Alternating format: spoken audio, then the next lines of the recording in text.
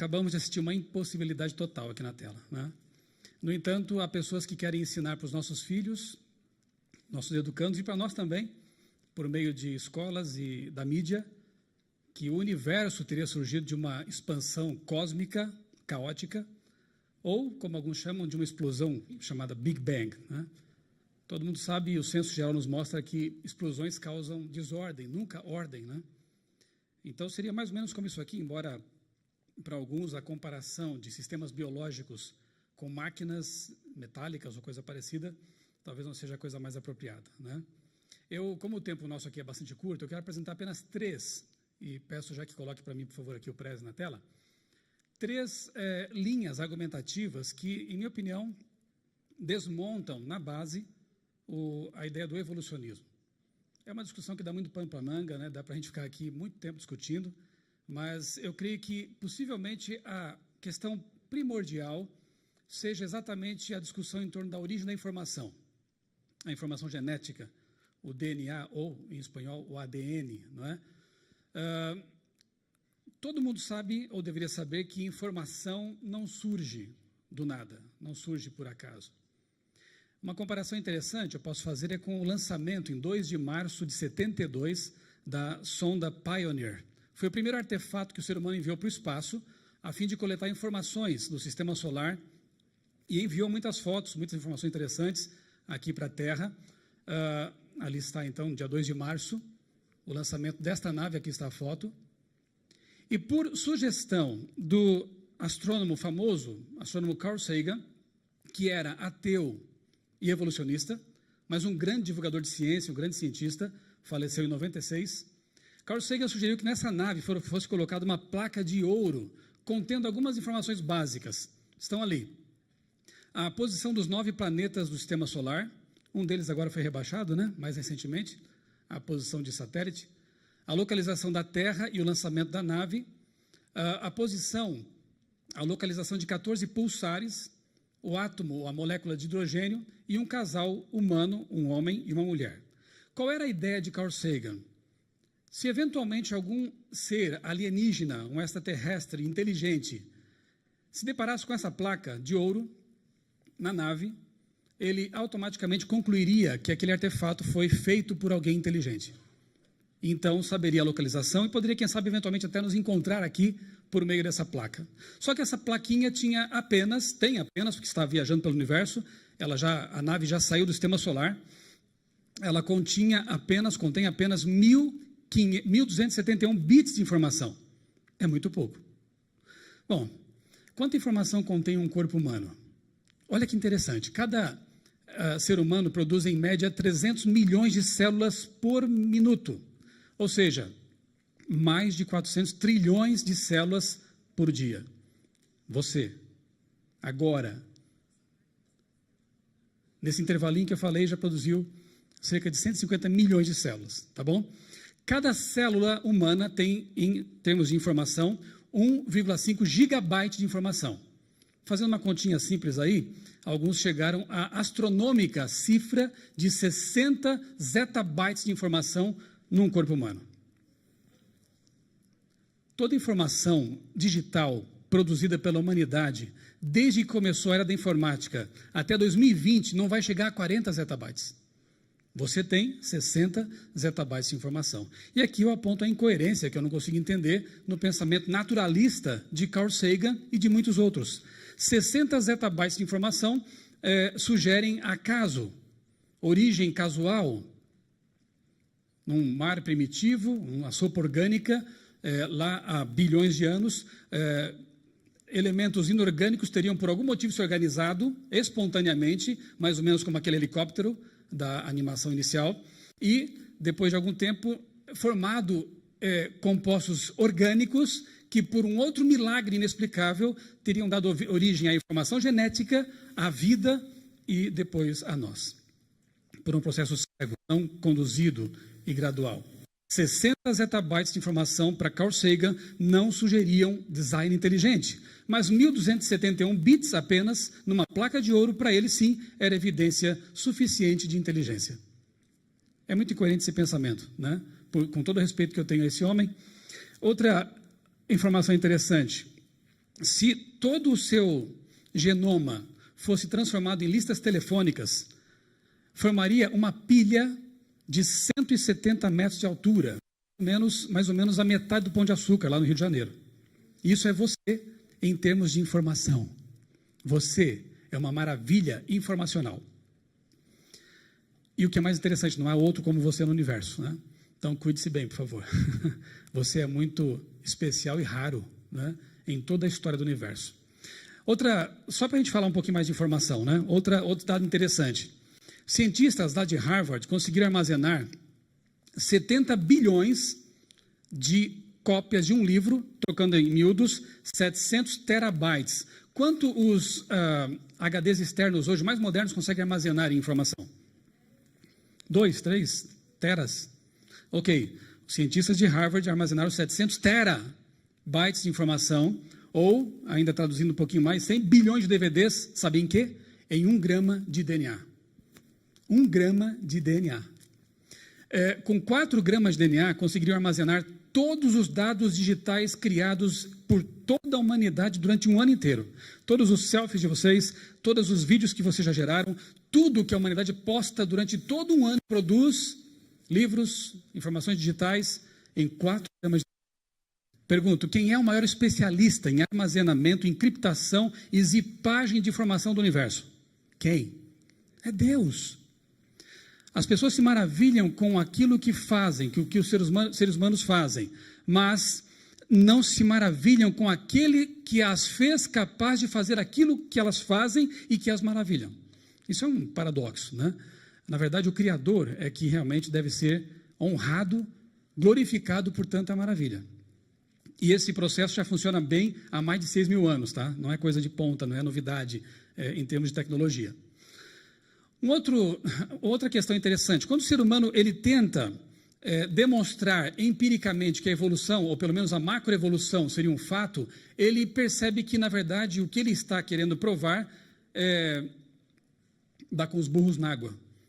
No português, no espanhol, talvez não faça muito sentido isso que eu falei agora. Não dá certo, eles saem frustrados, né? Por quê? Olha só, há mais de 100 anos, pesquisadores em laboratório, eles têm manipulado o genoma das moscas chamada Drosophila melanogaster. São as famosas mosquinhas da fruta. Elas se multiplicam muito rapidamente, você tem gerações sucessivas em pouco tempo, então você pode induzir mutações para ver o que acontece. E eles esperavam que com essas mutações forçadas, pudessem obter moscas aprimoradas, com algum novo plano corporal ou algum novo órgão funcional. Mas veja só, durante 100 anos, sendo torturadas em laboratório, as mosquinhas não confessaram a evolução. O que eles obtiveram, na verdade, foram moscas com asas retorcidas, moscas com asas atrofiadas, moscas com asas deformadas. Resumindo, o que eles perceberam é que, na verdade, mutações existem sim, mas elas danificam um patrimônio que era perfeito, que funcionava bem. Repetindo para deixar bem claro e encerrando essa questão, informação genética, informação complexa e específica não surge, depende de uma fonte informante e esse é um tremendo calcanhar de Aquiles para a teoria da evolução. Segundo ponto, tem que ver com aquilo que os pesquisadores, especialmente os geólogos, chamam de explosão cambriana. Darwin, ele propôs a tal da árvore da vida, que não tem nada a ver com a árvore da vida da Bíblia, né? É a segunda concepção dele, que teria lá, o número 1, um ancestral comum a todos os seres vivos, e dali, então, partindo troncos, até obtermos, durante bilhões de anos, observarmos aqui as espécies, né, evoluídas, ou o resultado dessa evolução toda. Só que, quando se analisa o registro fóssil, o que se percebe, na verdade, não é uma árvore da vida, mas um gramado da vida, ou seja, a maior parte dos filos, os principais filos da taxonomia conhecida, eles praticamente surgem todos no Cambriano. Isso é um mistério insondável do ponto de vista evolucionista. Um exemplo apenas de um animal que ele está lá no Cambriano e abaixo dele não há ancestrais válidos, o trilobita. Supostamente extinto, né? Os oceanos ali, as profundezas são bem inexplorados, quem sabe não haja surpresas no futuro, mas tanto quanto se saiba é um animalzinho extinto, um artrópode, muito complexo, tinha já patinhas, tinha olhos de cristais de calcita, ultra complexos, e tinha milhões, talvez bilhões de células com todas as funcionalidades que a gente conhece que são ultracomplexas para existir. Ele já existia lá na base, no Cambriano.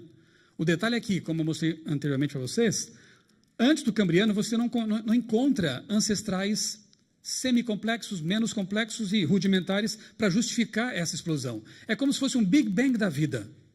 Isso bate muito bem com um relato antigo que diz que o Criador criou os seres segundo os seus tipos básicos, na linguagem bíblica, segundo sua espécie. Né? Não que hoje sejam os mesmos, não somos fixistas, não é bem isso, não é essa a questão. Mas Deus criou, sim, os tipos básicos na origem, lá, na semana da criação, e hoje observamos seus descendentes, modificados e, claro, degenerados por tanto tempo de pecado e decadência. Sabem, o ideal seria, na verdade, que nós deixássemos bem claro, quando discutimos o assunto, o que é evolução para você e para mim. Veja aqui nesse cartoon, como a palavra ela é bastante assim, intercambiável, né? Ela é bastante assim, mutante até, né? Ele diz assim, o camarada aí que é um evolucionista, eu sei que a evolução é um fato, é verdadeira, porque eu vejo evolução ocorrendo todo o tempo. No primeiro momento que ele menciona a palavra evolução, ele se refere àquilo que alguns chamam de macro ou mega evolução. Aquela ideia de que uma célula primordial, que já é um milagre tremendo ter surgido, teria evoluído por processos casuais, aumentado sua complexidade até chegar ao ser humano. Mas no segundo momento que ele menciona a palavra evolução, o conceito já é outro. É o conceito de, aspas, microevolução, que alguns, como o Dr. James Gibson, do Geoscience Research Institute, nosso centro de pesquisas lá na Califórnia, propõem, na verdade, uma outra nomenclatura, que é a diversificação de baixo nível. No outro cartoon, nós vemos um evolucionista dizendo assim, eu vejo evolução ocorrendo no meu laboratório, e isso é um fato, mas quando ele fala em evolução, ele pensa em diversificação mínima de coloração, de formato, de pigmentos em asas de borboletas. Mas o garotinho que foi bombardeado pela mídia evolucionista, pelas escolas que não ensinam o criacionismo, não ensinam a pensar corretamente, ele vê na sua mente aquela figura aleatória, criada, mítica, da evolução mega ou macro. Percebem como essa palavra é um tanto camaleônica, né? Agora um teste para vocês, né? Resistência, bactérias que adquirem resistências a antibióticos, mas continuam sendo bactérias ao longo do tempo. Isso é macroevolução ou diversificação de baixo nível? Ponto para vocês. Outro exemplo. Darwin observou em Galápagos, naquelas ilhazinhas do arquipélago, o tentilhão, uma avezinha que de ilha para ilha tinha algumas poucas variações, como o tamanho do bico, formato do bico, tipo de plumagem diferente. Macroevolução ou diversificação de baixo nível? Diversificação de baixo nível, mais um ponto. E um último exemplo apenas. Etnias humanas. Macroevolução, deixaram de ser humanos? Ou diversificação de baixo nível? Apenas adaptações. É lógico. Então, a mega ou macroevolução é apenas um conceito filosófico, não é científico. Quando eles empregam exemplos, eles dão apenas exemplos de microevolução, ou, melhor dizendo, diversificação de baixo nível. Isso tem que ficar claro. Outro ponto. Complexidade irredutível. O tempo corre e conspira contra mim, mas apenas 2 exemplos aqui de livros mais ou menos recentemente publicados, um não tanto assim, em 98 foi lançado no Brasil, A Caixa Preta de Darwin, de um não criacionista, por isso que o livro é interessante, ele até é evolucionista, mas questiona a evolução em bases científicas, Michael Behe, e o outro publicado nos Estados Unidos, há menos tempo, mas nenhuma editora brasileira teve coragem de traduzir e publicar ainda, infelizmente, que é o Signature in the Cell, de um biólogo americano chamado Stephen Meyer. Em ambos os livros, eles falam sobre a complexidade irredutível e Behe, ele exemplifica com uma ratoeira. Um exemplo bem simples, já bastante usado por aí, que para funcionar tem que ter todos os seus componentes essenciais, mínimos, ali funcionando. Então você tem a mola, tem a trava, tem a base de madeira ou metal. Se tirar qualquer um desses elementos, ela não funciona e você acaba de ter aqui um exemplo de complexidade irredutível. Se você diminui a complexidade que ela tem, não funciona. Só que o corpo humano tem milhares desses sistemas, literalmente. Só cito 2 aqui agora, o gene Bowley. Graças a esse único gene, os homens, os machos, são capazes de produzir espermatozoides. E você sabe, sem espermatozoide, não há vida. Não estaríamos aqui agora. Um gene codifica essa função. Até que ele existisse. E se deixasse de existir, ou se por alguma mutação ele fosse alterado, a vida correria sérios riscos. Então ele tem que estar assim e funcionando bem desde o começo. E segundo os evolucionistas, ele é um gene que não mudou. Claro, quando convém muda, quando não convém tem que ficar assim. Um outro exemplo, apenas, não dá tempo, mas qual a origem dos sexos, né? Essa pergunta nunca foi respondida a contento para mim, por qualquer evolucionista.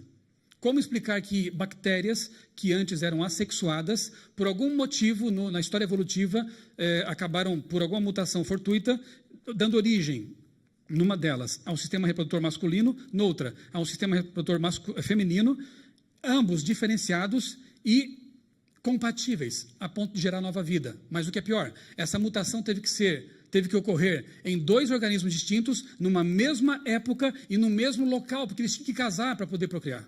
Se é que bactéria casava. Mas, enfim, é um mistério que a Bíblia soluciona facilmente, dizendo que assim Deus criou o homem à sua imagem e semelhança.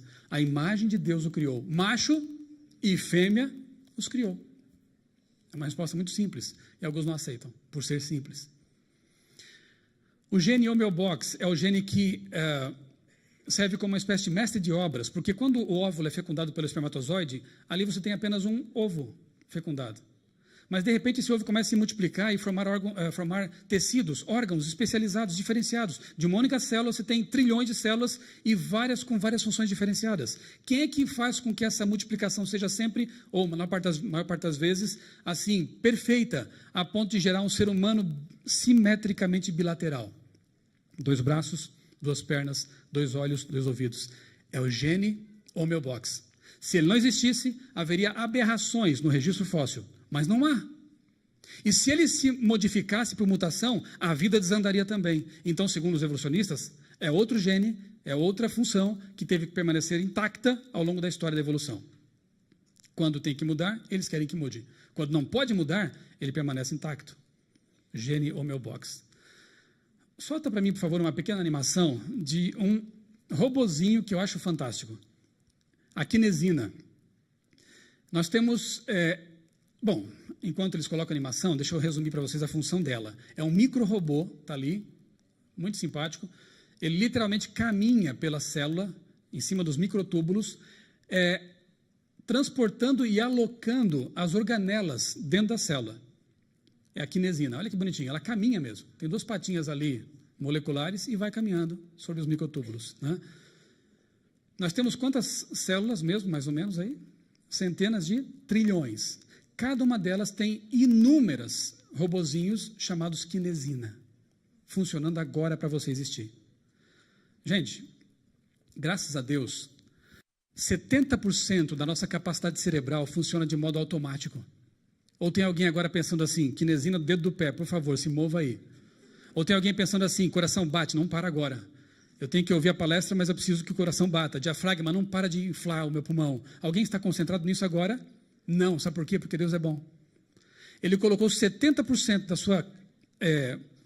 da sua capacidade cerebral, digamos assim, para funcionar de modo inconsciente, de modo que 30% fiquem livres para você estar aí sentado confortavelmente ouvindo, tranquilo, consciente.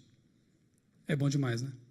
Como explicar então que esses micro-robôs moleculares funcionem automaticamente, sem os quais a gente não vive, partindo de uma visão naturalista, que prega o acaso cego? Não dá. Então, diante desses fatos, restam-nos apenas escolhas. Alguns escolhem ainda assim descrer, como é o caso de Richard Dawkins, um dos maiores defensores da evolução do nosso tempo, que disse certa vez que a biologia é o estudo de coisas complexas que dão aparência, a impressão de ter sido desenhadas de forma inteligente. Dão aparência porque ele não crê. Ele escolheu não crer, então ele vê a realidade, ele vê a quinesina, ele vê a informação genética, vê tudo isso com lentes naturalistas, porque ele escolheu não crer. O outro, Francis Crick, disse que biólogos devem ter sempre em mente que aquilo que vem não foi feito, não foi planejado, mas que evoluiu. Lavagem cerebral, tem que ter sempre em mente uma coisa que a mente parece dizer noutra direção. Mas há outros que escolhem diferente, como é o caso de Francis Crick e Anthony Flew. Crick era diretor do projeto Genoma, ateu. Termina o projeto como um crente, um cristão. Se rendeu aos fatos. e escreve a linguagem de Deus. Anthony Flew, tido como o maior filósofo ateu do século XX, no fim da vida teve coragem e humildade intelectual para reconsiderar suas ideias, e ele escreve um livro testamento chamado Um Ateu Garante: Deus Existe. É possível chegar a Deus pela ciência, é possível chegar a Deus pela filosofia, sim, é só se permitir ir em busca dos fatos. E eu encerro com um texto bíblico, convido vocês a lerem comigo, que está lá em Lucas, no capítulo 24, versos 11 e 12, quando Pedro ouviu das mulheres o relato da ressurreição de Cristo, ele não creu, era algo tremendo demais, mas ele não ficou sentado na descrença, esperando por alguma coisa. Olha o que ele fez. Um pescador que teve uma atitude de cientista. Mas eles não acreditaram nas mulheres, as palavras delas lhes pareciam loucura. Pedro, todavia, eu gosto desse todavia aqui. Pedro, todavia, levantou-se e correu ao sepulcro. Abaixando-se, viu as faixas de linho e mais nada. Afastou-se e voltou admirado com o que acontecera. Isso aqui é honestidade intelectual. Ensinemos nossos alunos que duvidar não é pecado, que ter questões não é errado. Errado é se sentar na descrença e ficar ali achando que sabe tudo ou que não precisa buscar as respostas. Façamos e ensinemos aos alunos a fazer como Pedro. Isso é muito incrível. Deus existe, é algo tremendo. Então, levante-se e vá buscar as respostas. Que nossos alunos aprendam o caminho de Pedro. Amém.